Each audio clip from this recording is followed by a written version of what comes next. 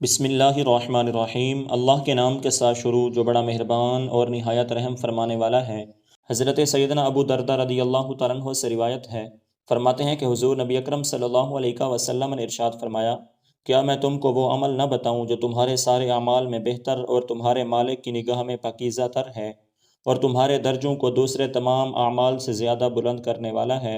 اور راہ خدا میں سونا اور چاندی خرچ کرنے سے بھی زیادہ اس میں خیر ہے، اور اس جہاد میں بھی زیادہ تمہارے لیے اس میں خیر ہے، جس میں تم اپنے دشمنوں اور خدا کے دشمنوں کو موت کے گھاٹ اتارو اور وہ تمہیں ذبح کریں اور شہید کریں۔ صحابہ نے عرض کی، ہاں یا رسول اللہ صلی اللہ علیہ وسلم، ایسا قیمتی عمل ضرور بتائیے۔ آپ صلی اللہ علیہ وسلم نے ارشاد فرمایا، وہ اللہ تعالیٰ کا ذکر ہے۔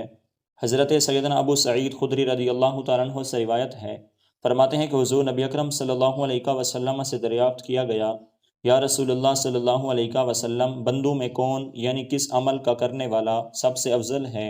اور قیامت میں کس کو اللہ تعالیٰ کے ہاں زیادہ بلند درجہ ملنے والا ہے؟ آپ صلی اللہ علیہ وسلم نے ارشاد فرمایا، اللہ تعالیٰ کو زیادہ یاد کرنے والے بندے اور زیادہ یاد کرنے والی بندیاں، یعنی افضلیت اور قیامت میں درجے کی بلندی انہی کے لیے ہے۔ عرض کیا گیا، ان لوگوں کا درجہ اس بندے سے بھی اونچا ہے جو سر بکف ہو کر راہ خدا میں جہاد کرے۔ آپ صلی اللہ علیہ وسلم نے فرمایا، اگر کسی بندے نے اس طرح جہاد میں جان بازی کی کہ دشمنان حق کفار و مشرکین کی صفوں میں گھس کر تلوار چلائی، یہاں تک کہ اس کی تلوار ٹوٹ گئی اور وہ دشمنوں کے ہاتھوں سے زخمی ہو کر خون میں شرابور ہو گیا، جب بھی اللہ تعالیٰ کا ذکر کرنے والا بندہ درجے میں اس سے بھی افضل ہے،